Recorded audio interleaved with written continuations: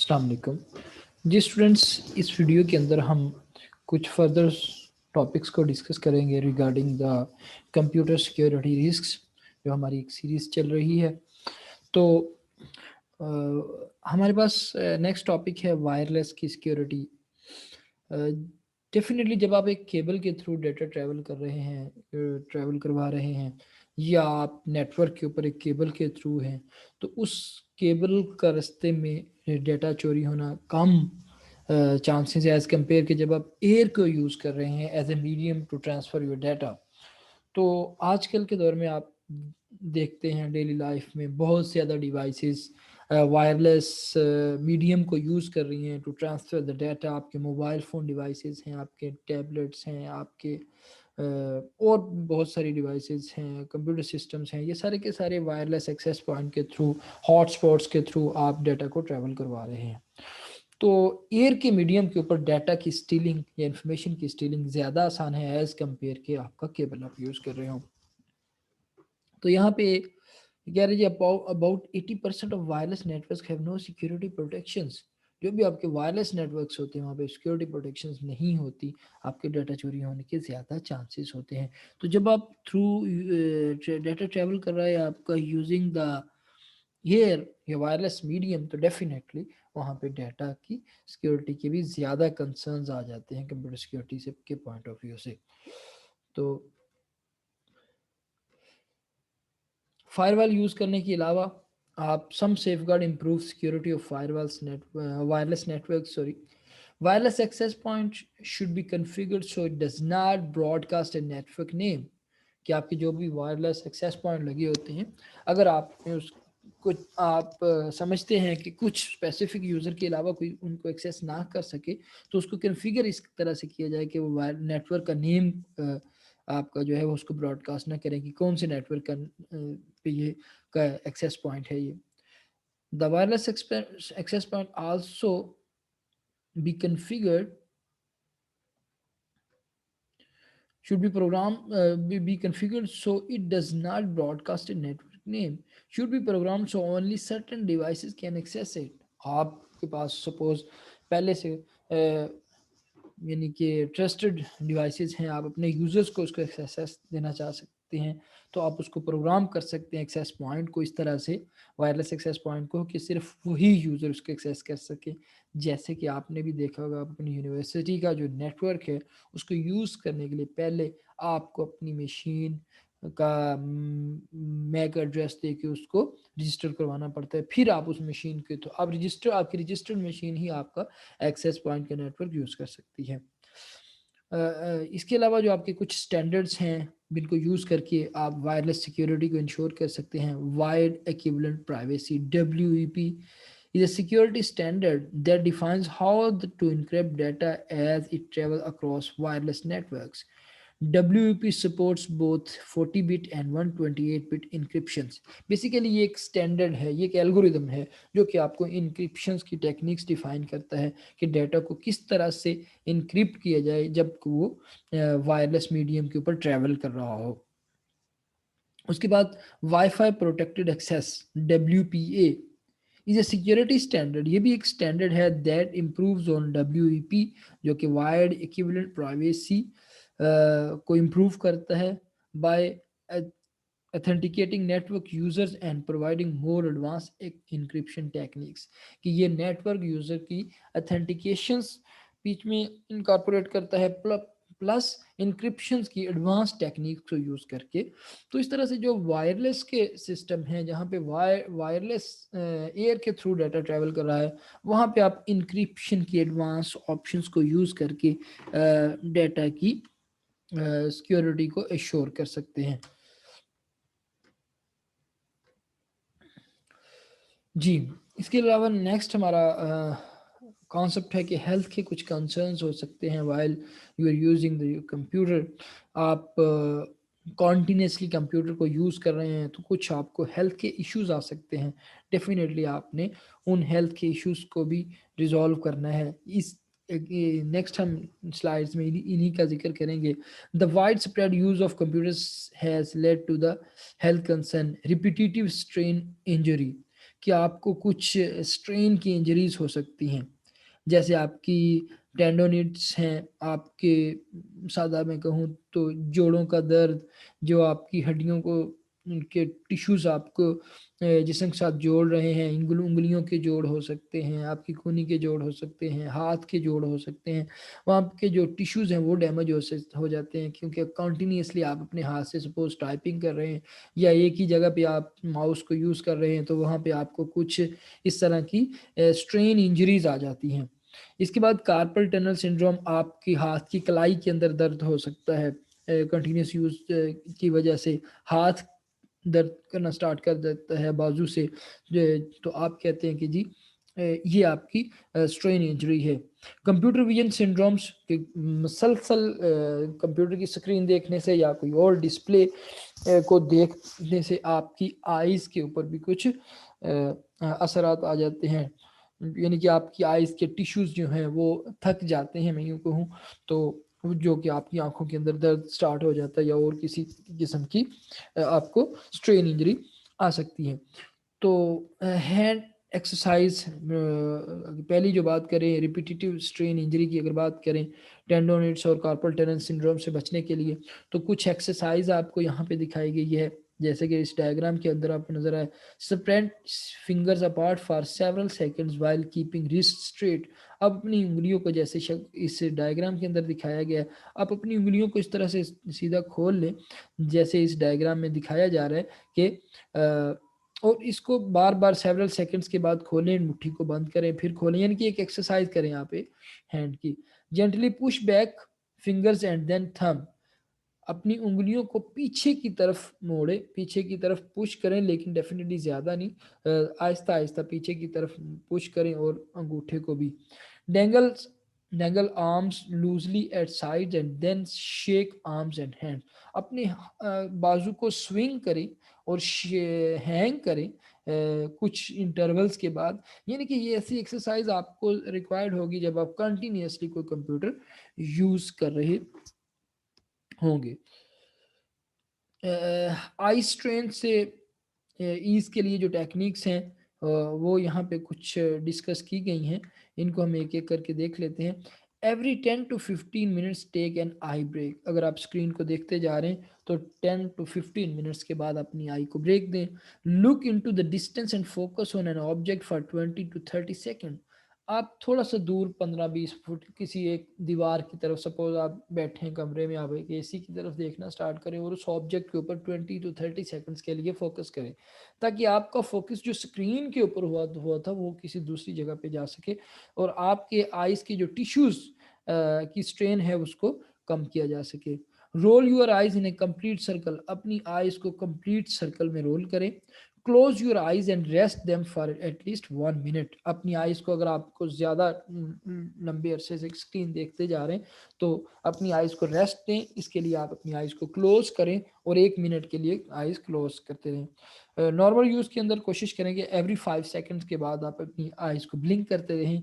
Place your display device about an arms length away from your eyes, यानी कि कम से कम एक हाथ दूर, या आप यूँ कह लें 2 से 3 फीट आपकी जो स्क्रीन है जहाँ पे आप बैठे हुए हैं उससे स्क्रीन दूर होनी चाहिए। और इसके अलावा आपकी आइज़ का with the top of the screen eight I level और बिलो, आपकी टॉप की जो स्क्रीन है वो आई के लेवल के ऊपर हो या बिलो हो, यानी कि ऊंची नहीं होनी चाहिए। आप अपनी सिटिंग पोजीशन इस तरह से करें। यूज़ लार्ज फॉन्ट्स, कोशिश करें छोटे फॉन्ट्स यूज़ ना करें, लार्ज फॉन्ट्स यूज़ करें। If you where glasses, ask your doctor about computer glasses, computer glasses जो हैं वो आपकी कुछ फर्दर आपकी एफिशिएंट ग्लासेस होती हैं, तो आप डॉक्टर को बताएं कि मैं कंटिन्यूसली कंप्यूटर यूज़ करता हूँ, मुझे इसलिए कंप्यूटर सूटेबल ग्लासेस दी जाएं। Adjust the lightning, that's very important for your I strains, कि आप अपनी लाइटनिंग को एडजस्ट करें, कंट्रास्ट प्रॉपर रखें, ऐसा ना करें अंधेरे में बिल्कुल डार्क रूम के अंदर बहुत हाई लाइट यूज़ करके कंप्यूटर को यूज़ ना करें, it would effect your eyes. जी, इसके अलावा नेक्स्ट हमारे पास कुछ आ जाते हैं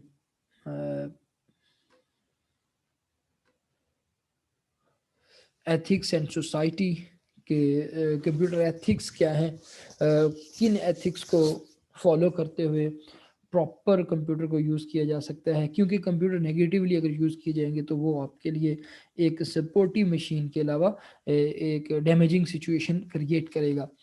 तो computer ethics are the moral guidelines. Computer ethics हैं क्या?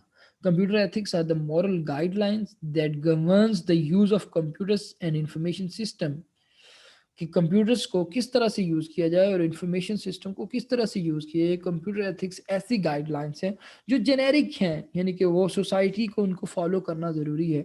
सबसे पहले जो द वेरी फर्स्ट एथिक्स आपकी आ जाती हैं, information accuracy is a concern, कि आपकी जो भी, अगर हम खासतौर पे नेटवर्क की बात करें तो नेटवर्क के ऊपर जितनी भी इंफॉर्मेशन पड़ी होती है, ज़रूरी नहीं है इंटरनेट के ऊपर कि वो आपकी करेक्ट हो, उसमें बहुत सी इंफॉर्मेशन आपकी इनकरेक्ट होती है।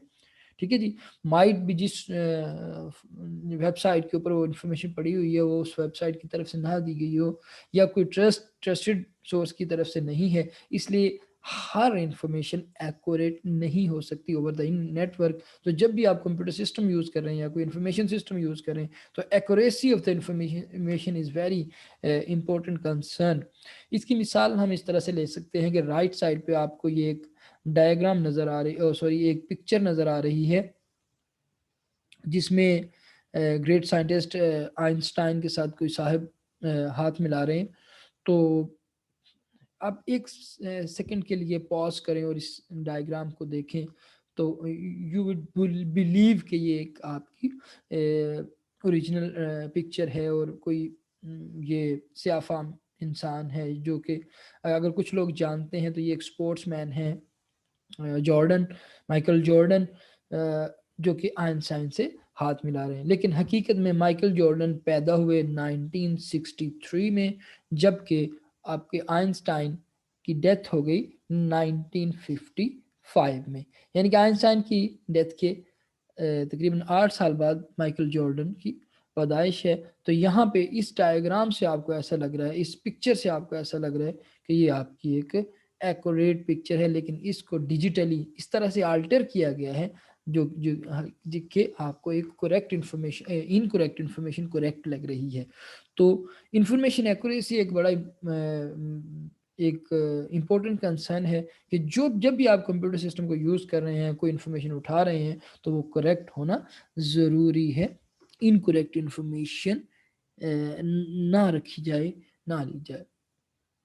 एथिक्स एंड सोसाइटी में अगला जो कंसर्न है, वो कॉन्सेप्ट है, वो इंटेलेक्चुअल प्रॉपर्टी राइट्स हैं। Are the rights to which creators are entitled for their work. Suppose एक कंपनी बनी, उन्होंने एक लोगो बनाया है अपना, अब वही कंपनी वही वेबसाइट वही लोगो यूज़ कर सकती, कोई और दूसरा उस लोगो को यूज़ नहीं कर सकता। ये एथिक्स में आती है चीज़। ठीक है जी। इसके अलावा कॉपीराइट्स हैं, अगर किसी ने कोई सॉफ्टवेयर बनाया वही उसको सेल कर सकता है, कि किसी ने कोई बुक लिखी है उसके कॉपीराइट्स हैं, अगर वही उसको कॉपी कर सकता है वही उसको सेल कर सकता है, कोई दूसरा अगर उसको कॉपी करेगा तो डेफिनेटली वो आपके क्रिमिनल एक्ट में आएगा। इसके अलावा IT code of conduct is a written guideline that helps determine whether a specific computer action is ethical और अनएथिकल। ये आईटी कोड ऑफ कंडक्ट एक कुछ गाइडलाइंस हैं जो कि आपको बताती हैं कि कोई आपका जो कंप्यूटर का एक्शन है वो इलीगल है या अनएथिकल है। तो उन गाइडलाइंस में से कुछ का अगर हम आईटी कोड ऑफ कंडक्ट की ये जो गाइडलाइंस इनका जिक्र करें, computers may not be use to harm other people. Computer को किसी दूसरे इंसान को नुकसान पहुंचाने के लिए यूज़ नहीं किया जाएगा। डेफिनेटली लोग यूज़ करते हैं तो वो क्रिमिनल एक्टिविटी एक्शन में लिया जाता है। इसके बाद employ may not interfere with others computers work. दूसरों के कंप्यूटर में वर्क में ना एम्प्लॉयज इंटरफेयर ना करें। Employees may not meddle in others computer files, दूसरों की फाइल्स में ना जाए। Computers may not be use to steal. Computers may not be used to bear false witness. Employees may not copy or use software illegally. Employees may not use others' computer resource without authorization. Employees may not use others' intellectual property as their own. किसी दूसरे की research को अपना काम ना कहें, किसी दूसरे की असाइनमेंट कंप्लीट की हुई को अपनी असाइनमेंट बना के ना पेश करें। Implies shall consider the social impact of programs and system. तो इस तरह से कुछ ये आईटी कोड ऑफ कंडक्ट्स हैं जो कि आइडेंटिफाई करते हैं कि कोई भी एक्शन जो होगा कंप्यूटर का वो आपका एथिकल है या अनएथिकल है। यहाँ पे आप लोगों के लिए एक छोटा सा टास्क है आपके लिए, छोटी सी एक यूं कह लें होम प्रैक्टिस है कि आपके पास ये कुछ जो आपको स्लाइड्स प्रोवाइड की जाएंगी उनके अंदर ये आपको कुछ स्टेटमेंट्स नज़र आएंगे और आगे चेक बॉक्सेस हैं एथिकल या अनएथिकल। आपने हर स्टेटमेंट के अगेंस्ट आगे चेक करना है इसको बॉक्स को कि आपके ख्याल में ये एक एथिकल हैबिट है या अनएथिकल हैबिट है। अगली दोनों स्लाइड्स के अंदर आपको ये वाली चीज़ें मिलेगी। तो आपने ये सारी की सारी कंप्लीट करनी है कि एक स्टेटमेंट को आप एथिकल समझते हैं या अनएथिकल समझते हैं कंप्यूटर एक्शंस को। इसके बाद एथिक्स एंड सोसाइटी में जो नेक्स्ट कॉन्सेप्ट है वो है information privacy. refers to the rights of individuals and companies to deny or restrict the collection and use of information about them। कि एक इंडिविजुअल है वो उसके पास ये इख्तियार है कि वो किसी दूसरी कंपनी को कहे कि मेरी इन्फॉर्मेशन किसी दूसरे को दे दो या ना दो। सपोज आप कहीं पे परचेज करने जाते हैं, वो लोग अक्सर आप लोगों आपसे आपका नाम आपका फ़ोन नंबर मांग लेते हैं, तो आप उनको रिस्ट्रिक्ट कर सकते हो कि ये फ़ोन नंबर किसी और को ना दिया जाए या इवन आप भी अपनी डेटाबेस में स्टोर ना करें। Huge database store data online, आपको आपसे रजिस्ट्रेशन करते हुए डिफरेंट किस्म का डाटा मांगा जाता है। तो please keep in mind, never give your personal information, never enter your credit card number और debit card numbers which can use your personal information for some malicious activities। तो ह्यूज डेटाबेस ऑनलाइन स्टोर करती हैं, तो ये ethics के अंदर आता है कि इंडिविजुअल की मर्जी है वो अपनी कोई इन्फॉर्मेशन स्टोर करवाना चाहता है। It is important to safeguard your information. ये बड़ा इंपॉर्टेंट है कि आप अपनी इंफॉर्मेशन को स्टोर करें। हाउ टू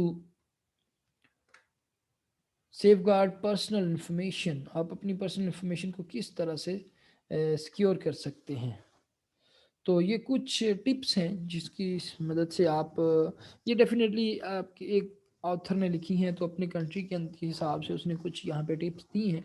तो उसमें से कुछ जेनेरिक हैं, कुछ उस पर्टिकुलर कंट्री के अंदर जो भी रूल्स फॉलो हो रहे हैं उनके हिसाब से हैं।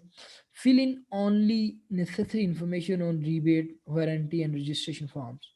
नेसेसरी इंफॉर्मेशन दें, क्रेडिट कार्ड नंबर्स वगैरह ना दें। Do not pre-print your telephone number or social security number on personal checks।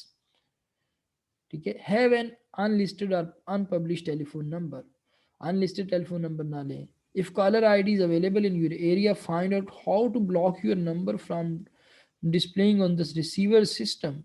आप किस तरह से अपने नंबर को रिसीवर्स के पे ना शो हो।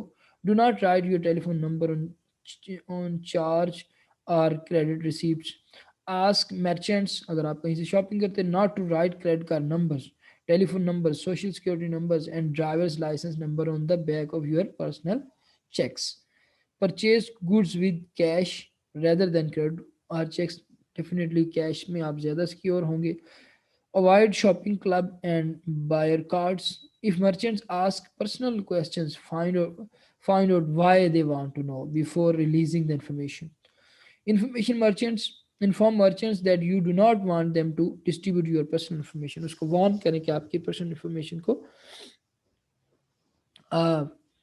ना डिस्ट्रीब्यूट किया जाए।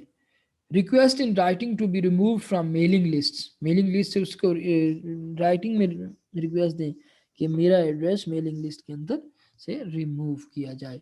इसके अलावा कुछ और जो आपके मैयर्स हो सकते हैं, ये काफ़ी ऑब्टेन योर क्रेडिट। ये मैंने जैसे पहले बताया कि पर्टिकुलर एरिया के हिसाब से किसी कंट्री के रूल्स के हिसाब से credit report once a year from each of the 3 major credit companies हैं। Request a free copy of your medical records. Limit the amount of information you provide to websites. Fill in only required information. तो website को सिर्फ required information ही दें। Install a cookie manager to filter cookies. Cookies क्या हैं ये हम next discuss करते हैं। तो आप एक कुकीज़ मैनेजर इंस्टॉल करें जो कि कुकीज़ को मैनेज कर रहा हो। Clear your history file when you are finish browsing.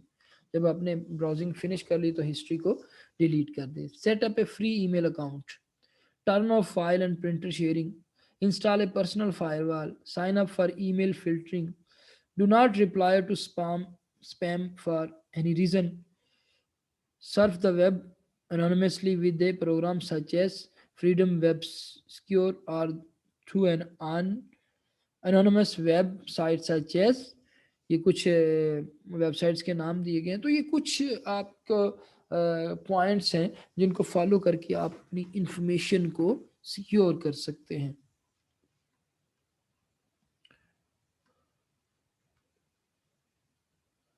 When you fill out a form, the merchant that receives the form usually enters it into a database. वो किसी न किसी डेटाबेस में आपका डेटा स्टोर कर रहा होता है। Many companies today allow people to specify whether they want their personal information distributed. क्या आप चाहते हो कि आपकी ये वाली इंफॉर्मेशन डिस्ट्रीब्यूट की जाए या ना की जाए, और ये कंट्रोल टोटली आपके हाथ में होता है। और आप अपने सिर्फ ट्रस्टेड सोर्सेज को ही अपनी इंफॉर्मेशन दें, अनट्रस्टेड को ना दें।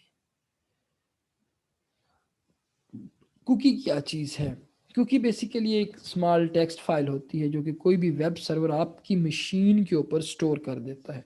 उसको आपकी मशीन के ऊपर स्टोर पॉजिटिव एस्पेक्ट्स के लिए ही किया जाता है नॉर्मली, जिसकी कुछ रीजंस होती हैं। अलाउ फॉर पर्सनलाइजेशन, कि आपकी पर्सनल एक्सपीरियंस को जज किया जा सके।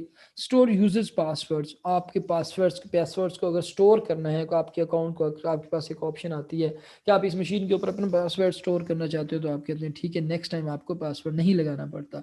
Assist with online shopping, suppose आप ऑनलाइन शॉपिंग करते हैं तो नेक्स्ट टाइम जब भी आप उस वेबसाइट पे जाते हैं तो आपने लास्ट टाइम जिस तरह की सर्च की होती है या आपकी इंटरेस्ट के हिसाब से आपको डाटा शो करवाया जाता है, तो ये सारा का सारा आपकी कुकीज़ की मदद से ही किया जा रहा होता है। Track how often user visit A sites, कि कितनी दफ़ा यूज़र वेबसाइट को विजिट करता है और कौन सी चीज़ें वो चीज़ों में इंटरेस्टेड है, तो उसको नेक्स्ट टाइम उसी तरह से हेल्प किया जा सके, उसी तरह का कंटेंट शो करवाया जा सके। टारगेट एडवर्टाइजमेंट्स जिस तरह की दूसरा ये है कि एडवर्टाइजमेंट आपको उस तरह की ही भेजी। सपोज आपने एक शॉपिंग की वेबसाइट खोली और आपने उसमें शर्ट्स को देखा है या बूट्स को देखा है, तो नेक्स्ट टाइम आपको शूज़ ही शो करवाए, शूज़ की एडवर्टाइजमेंट आपके कंप्यूटर के अंदर दिखाई जाएगी। और डेफिनेटली ये आपकी कुकीज़ की मदद से हो रहा होता है नेक्स्ट टाइम जब आप उस वेबसाइट पे जाते हैं। यहाँ पे कुछ स्टेप्स में कुकीज़ की जो प्रोसीजर्स है वो दिखाया गया कि कुकीज़ किस तरह से काम करती हैं। When you type the web address of a website in a browser window, the browser program search your hard disk for a cookie associated with the website. कि उस बाजू का तो आपको वेबसाइट खोलते हैं तो वो आपको वार्न भी करता है कि ये वेबसाइट आपकी कुकी स्टोर करती है आपके सिस्टम पे, क्या आप करने देना चाहते हैं। अगर आप अलाउ करते हैं तो वो कुकी स्टोर करता है, नहीं करते तो कुकी स्टोर नहीं करता। लेकिन डेफिनेटली अगर कुकी स्टोर होंगी तो आपको ज़्यादा स्मूथ और एफिशिएंट वे से आप उस वेबसाइट को यूज़ कर सकते हैं नेक्स्ट टाइम जब भी आप उसको खोलेंगे। तो ये कह रहा है जी कि वो कुकी को ढूंढता है। If the browser finds a cookie, it sends information in the cookie file to the website. जो कुकी फाइल में जो भी इंफॉर्मेशन उस यूज़र की, पर्टिकुलर यूज़र की लास्ट जो एक्टिविटीज़ थी उस वेबसाइट के ऊपर उससे रिलेटेड थी, वो सारी की सारी वेबसाइट सर्वर को भेज देता है और उस तरह से वो कंसर्न इन्फॉर्मेशन ही स्क्रीन पे शो कराता है। If the website does not receive cookie information and is expecting it, the site creates an identification number for you in its database and sends the number to your browser. The browser in turn creates a cookie file based on that number and stores the cookie file in your hard disk. तो क्या होता है कि cookie file आपकी generate करके आपकी hard disk के ऊपर स्टोर की जा सकती है, कर दी जाती है। अब ये भी एक यूज़र के एंड पे है, एथिक्स में है कि अगर वो कुकी को स्टोर करना चाहते हैं, आप कोई कुकी मैनेजर ऐसा यूज़ करें कि जहाँ पे आप कुकीज़ को मैनेज कर रहे हों कि अनट्रस्टेड जो आपकी वेबसाइट्स हैं जो ट्रस्टेड नहीं वेबसाइट्स, आप उनकी कुकीज़ को स्टोर ना करने दें, ताकि आपको किसी किस्म का डैमेज की सिचुएशन में ना जाना पड़े। स्पैम क्या है? Spam is an unsolicited email, message और न्यूज़ ग्रुप पोस्टिंग। सपोज एक एडवर्टाइजमेंट आती है या कोई पोस्ट, न्यूज़ ग्रुप को आपको पोस्ट लगाते हैं, तो वो आपके स्पैम में चली जाती है। तो स्पैम के ईमेल्स को भी आप मैनेज कर सकते हैं कि आपने कौन सी स्पैम ईमेल देखनी है, कौन सी नहीं देखनी। सपोज आप स्पैम को सिंपली डिलीट भी कर सकते हैं, इसके लिए आप स्पैम रिमूवल के कुछ प्रोग्राम्स यूज़ कर सकते हैं। लेकिन उसमें ऐसा हो सकता है कि आपके कुछ जो आपके यूज़फुल ईमेल्स थी वो भी डिलीट हो जाएं। इसके बाद नेक्स्ट आ जाता है email filtering. Blocks email messages from designated sources. आप कुछ सोर्सेज को, डेजिग्नेटेड सोर्सेज को आपको पता है कि ये ट्रस्टेड नहीं है, तो आप उन सोर्सेज की ईमेल्स को ब्लॉक कर दें by using the concept of email filtering. Anti-spam programs attempts to remove spam before it reaches your inbox. आप कोई भी स्पैम मैसेज आपके इनबॉक्स में आ रहा है, उसको आने से पहले ही रिमूव कर दिया जाए। लेकिन डेफिनेटली जैसे मैंने आपको पहले बताया कि कोई ऐसा मैसेज जो आपके लिए इम्पोर्टेंट है या यूज़फुल है, उसको भी आप डिलीट कर देंगे before receiving to your inbox. Phishing क्या है?